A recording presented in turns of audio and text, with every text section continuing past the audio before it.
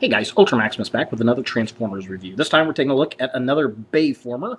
He is from Revenge of the Fallen, and it is Scalpel, or The Doctor, as they call him in the movie. And I think his card actually says that he's known as The Doctor. He is a Decepticon, and he is probably one of the smallest Decepticons, really. Way smaller than Laserbeak. Definitely smaller than Ravage. Maybe not as small as Redman. He is, well, maybe, yeah, he's got to be smaller than Frenzy. He's a little itty bitty guy, and he is a microscope. Uh, this is kind of an interesting figure. This is another one of those really cool, kind of oddball figures from that toy line that I really dig that they had done. I actually liked a lot of that better than I did the film. He is, like I said, he's obviously a microscope here. Here he is in his alternate mode. And he is, as far as I know, only the second microscope that we get out of the Transformers. The first one being, of course, in G1, Perceptor, who was a good guy. And like Perceptor, he is also a medical bot. So that's kind of interesting.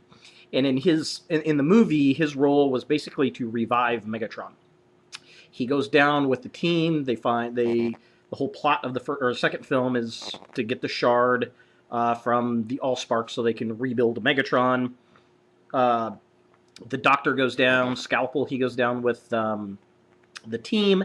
They find Megatron's body down in the ocean, and he turns around. He sounds a lot like a German mad scientist. He's like, we need pots, kill the little one. And he has them kill, it's Rampage, I believe, one of the Constructicons.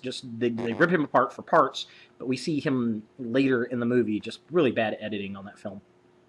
And yeah, he's also there. We see his alternate mode. The only time we see his alternate mode is when Megatron has Sam Witwicky in that abandoned warehouse, and he transforms and he comes up onto Sam, and he's going to pull his brain out so they can get the information from the Allspark on it and all that kind of good stuff. And he's quite evil and quite demented, and he's tiny and just all around kind of cool. Now, the detail on this figure is actually pretty nice. I like how it's got the little tray with the little aluminum pieces to hold it down. It's on the swivel, very much like the microscopes I had in high school, where you'd put your glass tray down and then you flip these aluminum bits over it to kind of hold it into place. He's got very nice detail. It's a dual optical microscope, which Perceptor was a single ocular microscope, and it's got the little adjustment knobs on both sides, which is very cool. He also has some very cool purple detailing on him. It looks kind of like circuitry and stuff, or almost looks like veins, kind of on the back there, which is very cool. He also has an adjustable knobs. None of the knobs actually work on this guy, but it's cool that they did the detail. There's one on the back. He's got one on the back there, which is very nice. And then up here at the top. Now, the microscope piece actually does go up and down. Kind of just clicks up and down. We got that nice little ratchety noise, which is very cool. And underneath is very cool because you can actually see the Decepticon logo. I thought that was kind of nice little bit to put it there. All around, I mean, it looks pretty good. There's not much that you can tell that this is a robot, and they did a really good job with that. A little bit of kibble you can see in the back. We got a bit of a hinge up front, which is okay. I don't really mind that. It's got a nice black. I like the black in this kind of dark eggshell color. And now underneath we've got all these little spider-like legs, which is kind of creepy to me for some reason. I don't know why. That always kind of creeps me out when I see it. But yeah, overall, really nice detail. I really like the kind of translucent reddish purplish plastic inside, the opticals there, and the fact that the two different knobs, these two knobs are completely different, different molding. We got the same knobs here, obviously, and then of course that's a different one there. So all in all, really impressed by this alternate mode. I think they did a very good job. With this alternate mode, it works. It's very cool. I usually leave it in this mode and set him next to Ejector, my little toaster, from the movie. So yeah, pretty neat, pretty cool. Let's take a look at this guy in robot mode, shall we? All right, so here we have Scalpel, or the Doctor, in his robot mode. And it's okay. I mean, it looks pretty much like the character. The body, not so much, I don't think. But, I mean, it's a tiny little robot in the film, so it's kind of hard to make this look really, really decent. The head sculpt looks really nice. He's got kind of this plastic, red plastic eyes, and these kind of clear plastic glasses that go over him, which is pretty cool. It's what he had in the movie. He's got these little translucent plastic antenna, which he did have antenna, but they weren't translucent plastic. That's kind of odd there. He's got his little mouthpiece that kind of reminds me of a bird. Really nice detail on the side of the neck there. You can see there's molding on the side of the neck, and also on the side here they got some little robotic molding going on there.